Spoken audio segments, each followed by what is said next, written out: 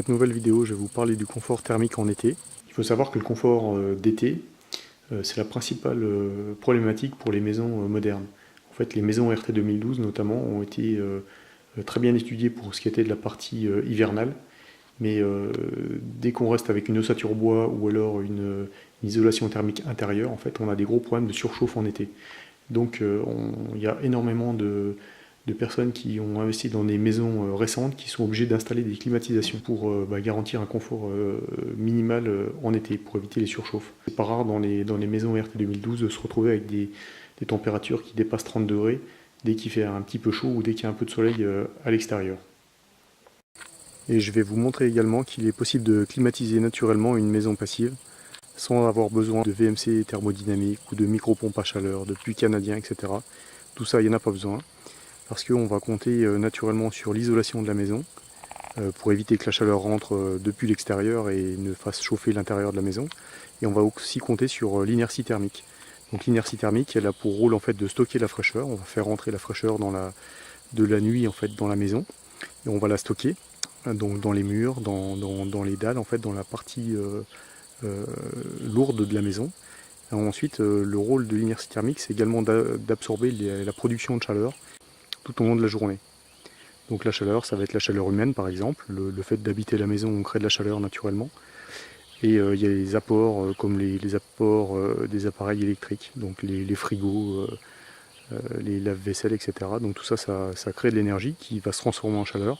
Et cette chaleur, il faut la stocker quelque part en attendant que la journée soit passée et qu'on puisse rouvrir les fenêtres en soirée. Et enfin, il va falloir veiller à éviter de faire rentrer trop le soleil. Donc c'est pour ça qu'on a des débords de toiture. Ces débords de toiture, en fait, on voit très bien sur la façade en pleine journée qu'ils font de l'ombre en fait aux fenêtres. Donc en plus de ça, on va compter sur des brise-soleil ou des volets. Donc nous, on voit que les fenêtres, on ferme les volets à leur moitié ou deux tiers, ça dépend, tout dépend de la fraîcheur qu'on souhaite.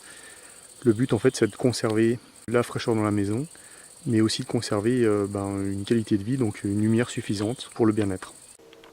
Donc à propos de la ventilation de la maison, nous, notre VMC est une VMC donc double flux. Et on va dire que c'est une simple VMC double flux, c'est-à-dire que ce n'est pas une ventilation thermodynamique. Il n'y a pas de pompe à chaleur ou de micro-pompe à chaleur qui est installée dans la VMC. Donc on a simplement un échangeur thermique. Donc en été, naturellement, la fonction bypass va se mettre en fonctionnement dès que l'air extérieur va être plus frais. Et l'air va passer dans l'échangeur si l'air extérieur est plus chaud que l'air intérieur de la maison. Donc il faut savoir que nous, la VMC, on la fait tourner uniquement quelques heures dans la journée, étant donné qu'on ventile énormément la maison la nuit, et en ouvrant simplement les fenêtres.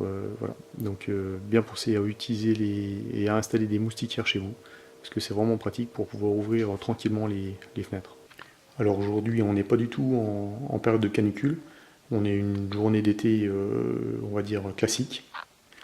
Donc aujourd'hui, c'est la veille du solstice, donc le solstice d'été, donc le jour le plus long. Il faut savoir qu'on a une journée de 16 heures et une nuit qui ne dure qu'environ 8 heures.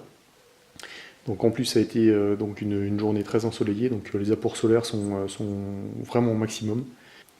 Et voilà les températures qu'on peut obtenir et le niveau de confort qu'on peut obtenir dans notre maison. Donc aujourd'hui, j'ai relevé des températures donc entre 23,5 donc ce matin à 8 heures. C'est au moment où on a fermé les fenêtres. Et puis à 20 h, là on a une température de 24,6 degrés.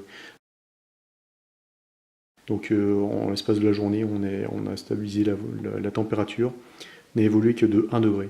Il faut savoir que la température, je la prends dans la cuisine, donc dès qu'on a des repas, en fait, naturellement, la température augmente un petit peu. Et donc la température dans les chambres, elle est stabilisée, donc toute la journée, c'était à 23 degrés. Donc, il faut savoir que la journée était assez chaude, puisque les températures relevées à Mâcon donc, étaient environ 17 degrés ce matin à 6 h et plus de 30 degrés cet après-midi. Sachant que chez nous, on a mesuré largement 32-33 degrés.